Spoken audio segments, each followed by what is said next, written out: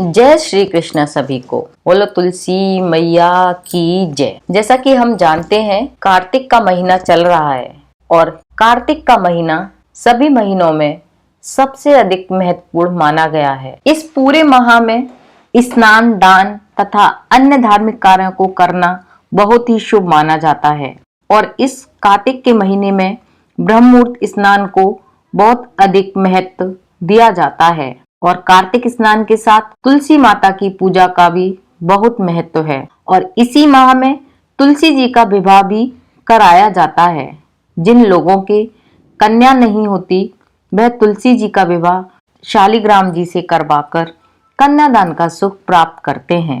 और कार्तिक के महीने से जुड़ी हुई एक तुलसी जी की कहानी मैं आपको सुनाने जा रही हूँ और कमेंट करके जरूर बताना कि आपको कहानी कैसी लगी। कार्तिक माह में सभी औरतें तुलसी जी को जल से सींचा करती थीं। एक बुढ़िया भी थी जो कार्तिक माह में तुलसी को सींचने जाती थी और जब भी वह तुलसी माता को सींचने जाती तो वह तुलसी माता से कहती, हे तुलसी माता, सत की दाता, मैं तेरा बिड़ला सींचती हूँ, मुझे बहू दे, पीतांबर की धोती दे, मीठा मीठा ग्रास दे, बैकुंठ का बास दे, चटका की चाल दे, पटका की मौत दे, चंदन का काठ दे, रानी सा राज दे, दाल भात का भोजन दे, ग्यारस की मौत दे, श्री कृष्ण का कांधा दे।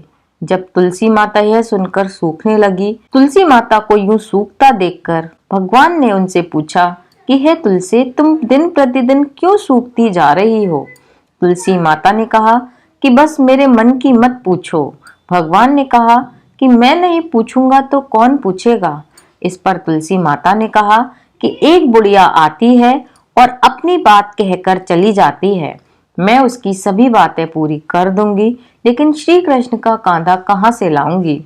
इस पर भगवान श्री कृष्ण बोले कि जब वह मरेगी तो मैं अपने आप कंधा देने आ जाऊंगा, तुम बुढ़िया माई से यह बात कह देना।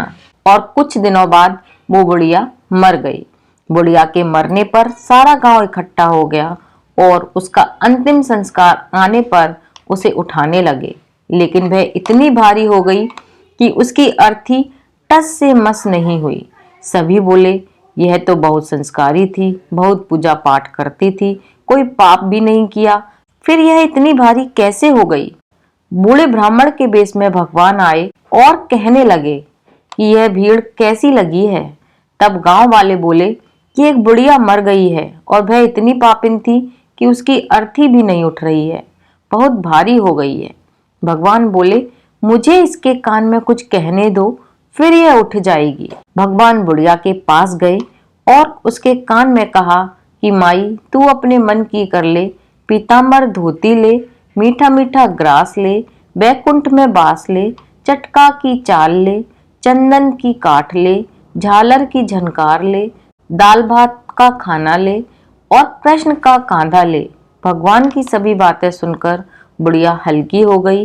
भगवान अपने कंधे पर उसे ले गए, बुढ़िया को मुक्ति मिल गई और वह बैकुंठ को चली गई। हे तुलसी माता, जैसे आपने उस बुढ़िया माई को मुक्ति दी, वैसे ही हम सबको भी मुक्ति देना। जैसे भगवान ने उसे कांधा दिया, हे भगवान, हम सबको भी कांधा देना। उम्मीद करती हूँ आपको ये कहानियाँ पसंद आई होंगी। पसंद आई हो तो कमेंट करके जरूर बताना, लाइक करना और अपने फ्रेंड्स और फैमिली मेंबर्स के साथ शेयर भी करना। और एक बात बिल्कुल भी मत भूलना, जहाँ पर भी आपके घर में तुलसी माता का पौधा हो वहाँ दीपक जरूर जलाना। अगर आप सुबह शाम ना जला पाए तो शाम को अवश्य जलाना। और आपके घर में तुलसी का पौधा ना हो तो आपके आस पड़ोस में, मंदिर में, कहीं पर भी तुलसी का पौधा हो तो दीपदान जरूर करना, क्योंकि कार्तिक के महीने में तुलसी के पौधे में दीपक लगाना बहुत ही शुभ माना जाता है। मिलती हूँ फिर एक नई जानकारी के साथ, तब तक के लिए जय श्री कृष्ण।